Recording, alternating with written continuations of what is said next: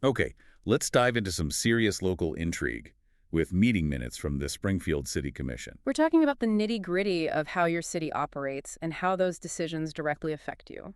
You handed us two sets of meeting minutes, June 4th and June 18th. Now, I'll admit, before this deep dive, ordinances sounded about as exciting as watching paint dry. But bear with me, because these meetings were anything but boring. You'd be surprised what you can learn from a few pages of meeting minutes. It's a glimpse into the heart of local government.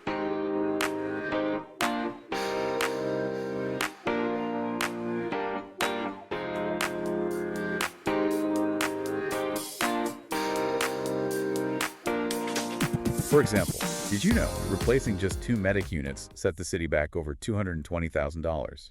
Makes you appreciate those sirens a little more, right? And get this, there was a whole debate about firefighter gloves. This seemingly minor detail actually opens up a bigger discussion about resource allocation.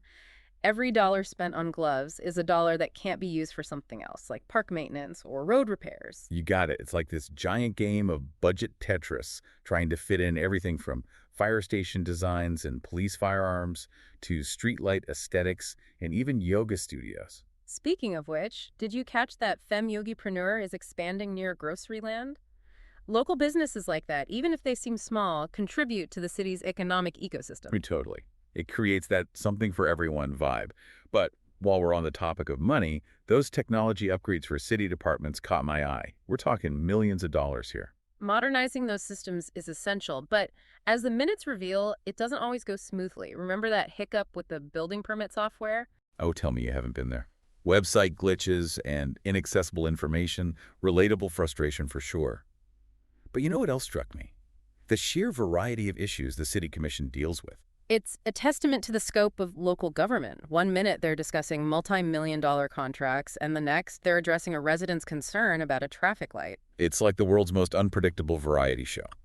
And speaking of unexpected, can we talk about these emergency ordinances? In my world, an emergency is running out of coffee. But for the City Commission, it's approving contracts for essential services on the fly. Now, you might be thinking, emergency. But in city government, it's less about a sudden crisis and more about needing to act fast on a contract or opportunity before the next meeting. Still, it raises questions about transparency. Makes sense. But it wasn't all budget approvals and tech snafus. These minutes also gave us a front row seat to something we don't always see in local politics, the voices of everyday residents. And that's where it gets really interesting, because you start to see how these abstract policy discussions directly impact people's lives. Each meeting had dedicated public comment periods, and people came ready to talk. They sure did. We heard from concerned citizens like Mark Sanders, who was worried about how new developments might impact the school district's budget. For those unfamiliar, the tax base is that pool of money the city gets from property taxes, essential for funding everything from schools to street repairs. And then there was Diana Daniels, who spoke passionately about traffic safety, especially reckless driving. Her concerns highlight how even seemingly local issues can reflect broader anxieties and debates happening across the nation. And it wasn't just about potholes and property taxes either. People got real about bigger issues facing Springfield, things like immigration, how the city should grow, and if it's changing too fast. These conversations show how national dialogues play out at the local level, with real people grappling with the consequences. A perfect example of that is the Sycamore Ridge development, a proposed 220-home project that sparked quite the debate. This wasn't just about building houses, it was about competing visions for Springfield's future. Exactly. You had Dr. Estrop, a big proponent of growth, arguing that new residents mean a bigger tax base, more money for the city to work with. Then you have Mark Sander, representing the school district, worried about whether they have the resources for a sudden influx of new students. And finally, Mr. Rue reminded everyone that Springfield's competing with other cities to attract residents and businesses, and tax incentives are a tool in that competition. The Sycamore Ridge debate perfectly illustrates how local decisions can have huge ripple effects. Speaking of ripple effects, Eric Klein brought up something that, at first glance, might seem unrelated: railroad track maintenance. But, as I learned from our expert here, it's all connected. You know, this highlights a common dilemma in cities. The lines between public and private responsibility get blurry. It reminds you to ask who should maintain what, and how do those costs get factored into development decisions? That's a great question. And it seems like we might find some answers by digging a little deeper into Springfield's past. So to answer your question about Springfield's past, it's full of booms and busts, just like many Midwestern cities. Okay. For example, in the early to mid-20th century, industrial growth led to a surge in population and housing demand. Sounds familiar. Big Yeah. factories, new jobs, everyone needing a place to live. History does seem to be rhyming, doesn't it? Same fundamental tensions, just in a new era for Springfield. Exactly. And back then, just like today, those changes brought both progress and growing pains. Hmm. Debates about infrastructure, public services, how to accommodate a changing population, they were all happening then too. So are tax incentives like the ones proposed for Sycamore Ridge the only way to manage this growth? What other tools are in the toolbox? That's the million-dollar question, isn't it? Yeah. One alternative is investing in public infrastructure. Think schools, parks, public transportation, high-speed internet. Right.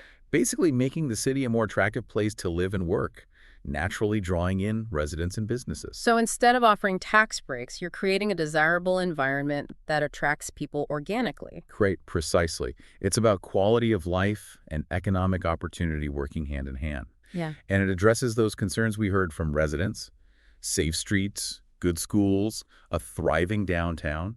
Yeah. It builds community pride, which itself can be a powerful engine for growth. And it sounds like that resonates with residents more than just trying to lure in big corporations. What about supporting those homegrown businesses, like our yoga-loving entrepreneurs over at Femme Yogipreneur? Absolutely.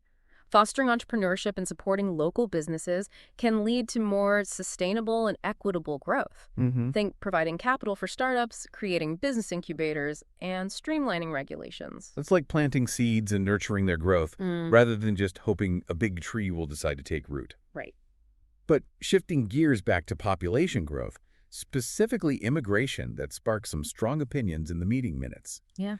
How can a city like Springfield navigate those complexities and ensure everyone feels heard, especially during rapid change? It's a challenge facing communities nationwide, and there's no easy answer. Right. What's essential is fostering respectful dialogue based on facts and a genuine effort to find common ground.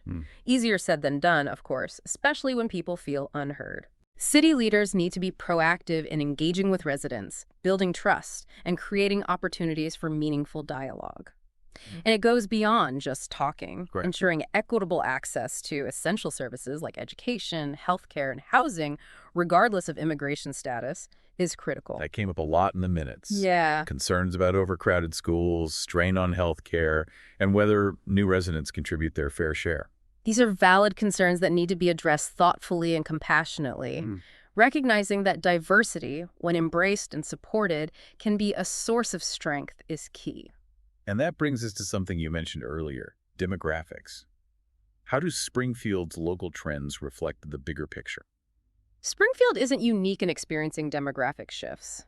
Across the U.S., cities are becoming more diverse due to immigration, internal migration, and a declining birth rate among certain populations. So it's not just about more people, it's about a different mix of people, each with their own needs and contributions. Exactly. And this diversification has major implications. Yeah. For example, a growing immigrant population might lead to a demand for English language services or culturally competent healthcare, which, if you recall, directly echoes Krista Ziegenbusch's concerns from the June 4th meeting. Wow, it's like those meeting minutes offered a glimpse into the future, and residents were already voicing these concerns. That's the power of listening to community voices. By understanding these trends, cities can anticipate needs, allocate resources effectively, and create a more inclusive environment for everyone. It's mind-blowing to think that seemingly small decisions, like approving a new subdivision or upgrading streetlights, are actually playing out against this massive backdrop of national, even global trends. It really puts things into perspective, doesn't it? It's like those think globally, act locally, bumper stickers suddenly make sense. We're seeing global trends play out right here in Springfield. And that's the beauty of local government. It's where those big ideas translate into concrete actions that directly impact people's lives. It's where the rubber meets the road. Speaking of roads, remember Eric Klein's concern about the railroad tracks?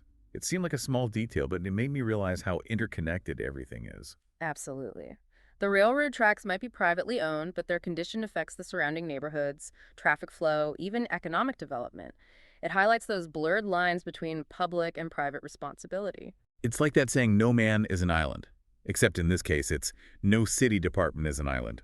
To get things done, everyone needs to work together. Precisely. Effective city management requires collaboration, communication, and a holistic view of how all the pieces fit together. Which, now that I think about it, is a lot like what we're doing here on the deep dive. We're taking these seemingly random pieces of information, meeting minutes, budget reports, historical context, demographics, and showing how they all connect to tell a bigger story. We're trying to empower you, the listener, to engage more deeply with your community, to ask questions, understand the why behind decisions, and ultimately have a voice in shaping Springfield's future. Because at the end of the day, it's your city, right? Exactly. These meeting minutes, for all their bureaucratic language, are actually a testament to that. They remind us that local government isn't some distant entity. It's a reflection of the people it serves, their hopes, concerns, and visions for the future. So to our listener, as you go about your day, walking those sidewalks, driving those roads, maybe even enjoying a yoga class at Femme Yogipreneur, Yeah. remember those meeting minutes offered a glimpse into how those things came to be. And if you see something that needs fixing or have an idea for making your city even better, don't be afraid to speak up. Attend a city commission meeting. Talk to your local representatives. Because your voice matters.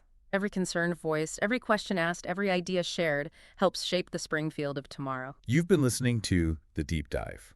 Until next time, keep asking questions and dive deep into the world around you.